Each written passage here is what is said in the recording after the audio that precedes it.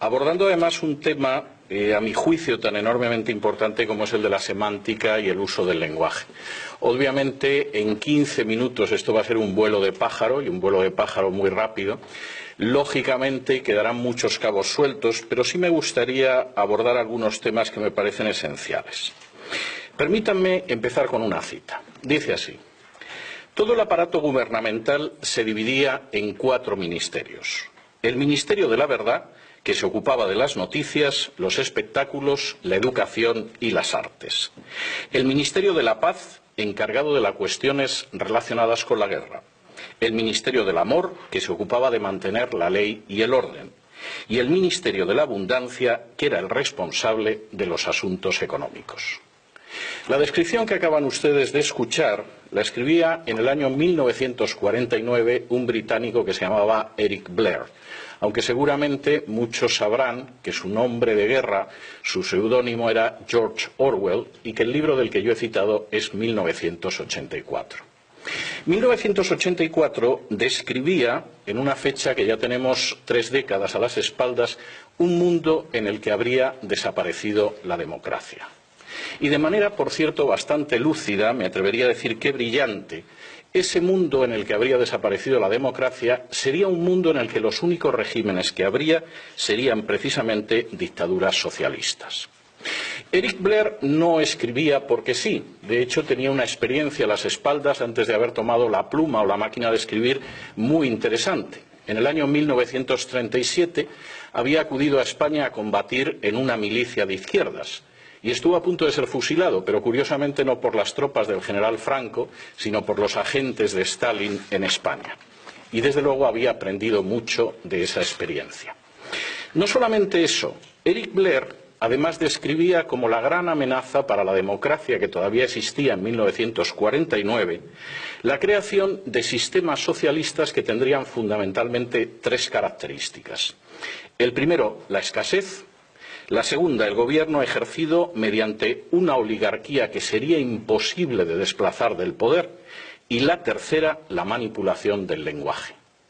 La manipulación del lenguaje iba a ser tan importante que sobre todo iría hacia los sentimientos y que además se serviría de poderosos aparatos mediáticos. En esto, como en muchas otras cosas, hay que decir que Orwell fue profético. No solamente fue profético, yo tendría que decir que si en estos momentos existe una amenaza en Hispanoamérica para la persistencia de las democracias, es precisamente la de regímenes de ese tipo. Regímenes de carácter socialista, en los que abunda la escasez económica, en la que el gobierno está formado por una oligarquía que no tiene la menor intención de verse desplazada del poder y en el que se utiliza una forma de lenguaje, el double talk que decía Orwell, ese lenguaje doble que únicamente es la mentira. De manera bastante reveladora, y creo que esto es para reflexionarlo continuamente, el socialismo totalitario no desapareció en 1991 con el colapso de la Unión Soviética. Todo lo contrario, ha mutado. Y esa mutación, además, está siendo especialmente peligrosa, y me alegro de que se mencionara el Foro de Sao Paulo, porque este es uno de los aspectos que a veces se pasa por alto, pero es enormemente relevante. Ha mutado con visos de extenderse, sobre todo en países que sociológicamente son católicos, y esto por una serie de razones. De manera bien reveladora, la base de esa expansión, la base de esa amenaza para la democracia, amenaza real, insisto, y en proceso de crecimiento, aguanta sobre 3 manipulaciones del lenguaje. Y son 3 manipulaciones del lenguaje absolutamente orwellianas. La primera, la guerra es la paz. Esa es una antigua historia, una antigua propaganda que viene de la Unión Soviética. El pacifismo era absolutamente soviético, aunque invadieran Hungría en 1956 o Checoslovaquia en 1967, y el pacifismo era una gran arma, sobre todo si no era pacifismo real, sino un pacifismo que sirviera para desarmar a las democracias. Estos nuevos socialismos, que son nada más que mutaciones del antiguo socialismo, no solo pretenden ser pacifistas, sino enfrentarse con los enemigos de la paz, que por definición son Estados Unidos y sus democracias aliadas. La paz se enfrenta con la guerra de acuerdo con esa manipulación del lenguaje. Y eso es algo que se puede contemplar en cualquiera de estos regímenes y, curiosamente, además mostrando que nunca se ha podido utilizar la mentira de una manera más desvergonzada. En Cuba, el ejército sigue teniendo un papel fundamental que no tiene en ninguna democracia. Es más, es columna vertebral de la perpetuación de la dictadura de los hermanos Castro. En Venezuela, el ejército es absolutamente esencial para mantener el régimen chavista. En Nicaragua, el poder sigue siendo ejercido con la alianza de unas fuerzas armadas absolutamente politizadas y que no sirven a los ciudadanos sino a una oligarquía de izquierdas. Y por si esto fuera poco y quedara alguna duda de que efectivamente la guerra es la paz, de acuerdo con esta mentira orwelliana, incluso se traban alianzas internacionales con regímenes que nada tienen que ver con la realidad de Hispanoamérica, como es el régimen de los ayatolás en Irán. Y añadan ustedes a esa ausencia de paz de los que pretenden predicar la paz contra el belicista Estados Unidos, la violencia oficiosa que va de los piqueteros argentinos a las manifestaciones de repudio cubanas o las milicias chavistas, por citar solo algunos de los ejemplos. Es más, sin el uso sistemático de distintas formas de violencia, sin el control de las Fuerzas Armadas y sin la coacción de los más variados tipos, ninguna de estas dictaduras pacifistas se podría mantener 24 horas en el poder. Segunda mentira, la miseria es la justicia de los pobres. El fracaso del sistema socialista es algo, en términos históricos y objetivos, absolutamente innegable e irrefutable. Solamente las cifras que se publicaron en lo que todavía era la Unión Soviética, en la época de Gorbachov y la perestroika, mostraba que la nación tenía un sistema con unas perspectivas absolutamente miserables para ancianos, enfermos o disminuidos físicos o psíquicos. Es más, la supuesta legitimación del Gulag, si es que se puede legitimar el exterminio y encarcelamiento y esclavización de decenas de millones de seres humanos, no existía. Y eso sucedía en una nación que tenía ingentes materias primas, posiblemente el país más rico del globo en materias primas, un sistema educativo de elevadísimo nivel y cuadros disciplinados y preparados. Asuman ese mismo sistema en naciones como Cuba, Bolivia, Venezuela, Ecuador, Nicaragua o Argentina, que ni tiene esa riqueza, ni esos cuadros, ni ese sistema educativo, y a nadie le sorprenderá la miseria. Pero el recurso a la mentira resulta obligado para disfrazar la miseria y la mala gestión de justicia para los pobres.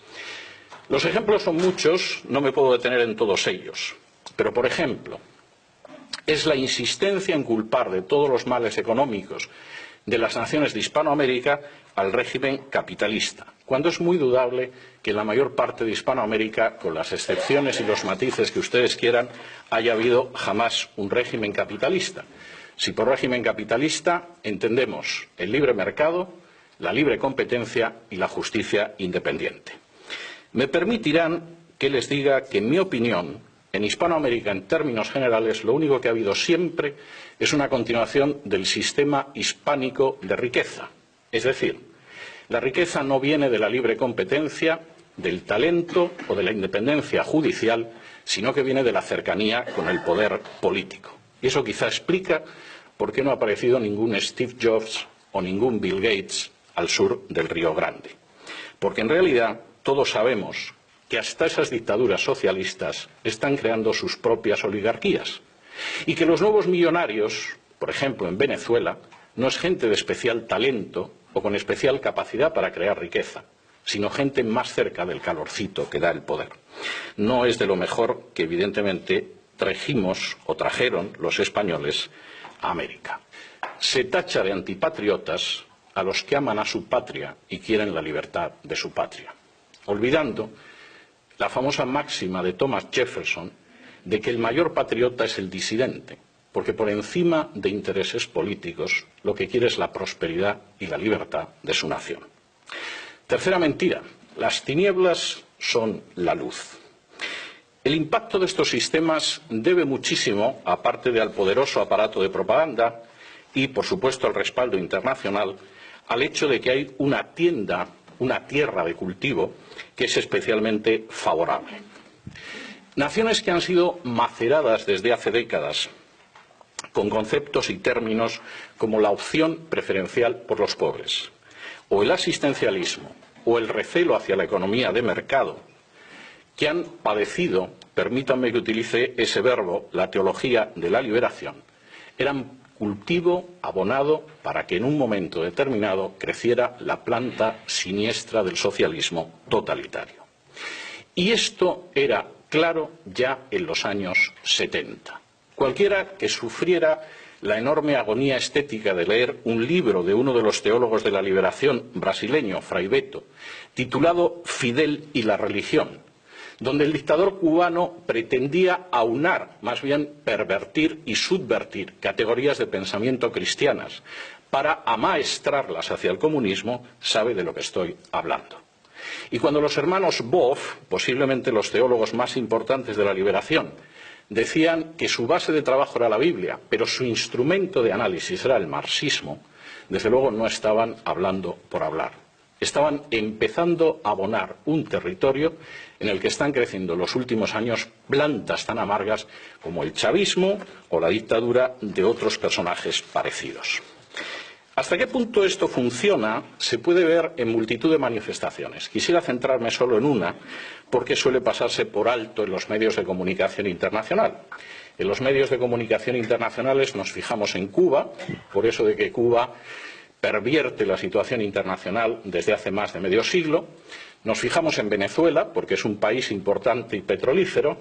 Pasamos a la Argentina, que es un país grande, y pasamos por alto, por ejemplo, naciones más pequeñas como Nicaragua. Eso es un gravísimo error. Nicaragua lleva más de 40 años siendo el tubo de ensayo de las experiencias socialistas totalitarias en el subcontinente. La esposa del actual presidente de Nicaragua, el comandante sandinista Daniel Ortega, es auténticamente un paradigma de lo que cabe esperar de las estrategias del Foro de Sao Paulo. Rosario Murillo puede ser al mismo tiempo bruja y llevar entre 15 y 20 anillos en los dedos, generalmente de turquesa, porque al parecer eso evita la mala onda de los enemigos del pueblo, que por supuesto son los que no son sandinistas y aman la libertad. Puede ser considerado un personaje importante de la brujería internacional y al mismo tiempo mantener unas relaciones extraordinarias con el cardenal Obando o señalar que la Virgen ilumina a Daniel Ortega. No solo eso. El grito de propaganda en Nicaragua es «Viva Nicaragua, cristiana, socialista y solidaria». Y presentando al cardenal Obando, antiguo disidente y yo diría que enemigo valiente del régimen sandinista, Rosario Murillo decía lo siguiente: «Te tenemos aquí para invocar al Altísimo, al Todopoderoso, al Gran Espíritu, al Supremo Hacedor, a la fuerza que nos mueve desde la vida hacia la vida, con nosotros en esta Plaza de la Fe San Juan Pablo II, su eminencia reverendísima Cardenal Miguel Obando y Bravo». Para añadir a continuación, puro Foro de Sao Paulo: «Cardenal Miguel, eres esa luz de esperanza y fe, viva el cardenal, nuestro amigo fiel». Y por supuesto en Nicaragua la revolución se llama la Revolución del Amor. Rosario Murillo dice que empuñan las armas del amor y, por si fuera poco, para terminarlo de arreglar, es habitual en los medios de comunicación que veamos al comandante yendo a misa. Parece que eso no está influyendo mucho en sus hábitos políticos. Que todo esto se parezca algo a lo contenido en las páginas de la Biblia es dudoso, pero que resulta efectivo políticamente esa perversión del lenguaje es absolutamente imposible de negar.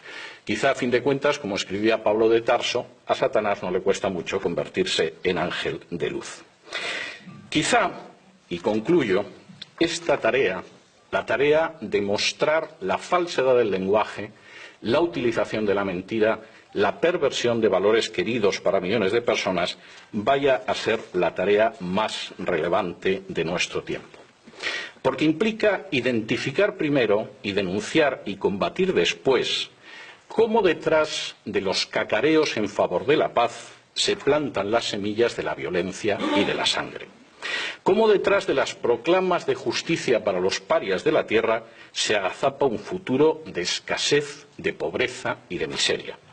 Y cómo detrás de las apelaciones más nobles del ser humano, como la de justicia, no hay sino una ansia de poder dispuesta a pactar con cualquier instancia para mantenerse despóticamente. habría quizá que ir desgranando la realidad para descubrir, como dice un refrán de mi tierra natal, que muchas veces detrás de la cruz quien se agazapa es el diablo. Pero hay que hacerlo con una finalidad, y es la de que el futuro de esos pueblos que amamos y que compartimos una herencia común puedan conocer al final y a la postre los frutos más deseables de la democracia: la prosperidad, la paz y la libertad. Y para esa tarea resulta indispensable el distinguir lo verdadero de lo falso, lo real de lo propagandístico y lo auténtico de lo ficticio. Habrá que asumir, como decía una de las personas que me ha precedido en el uso de la palabra, que al final existe una enorme carga de realidad en esa máxima de Jesús que afirmaba: conoceréis la verdad y la verdad os hará libres, porque si os dejáis llevar por la mentira, solo podréis aspirar a ser esclavos. Muchas gracias.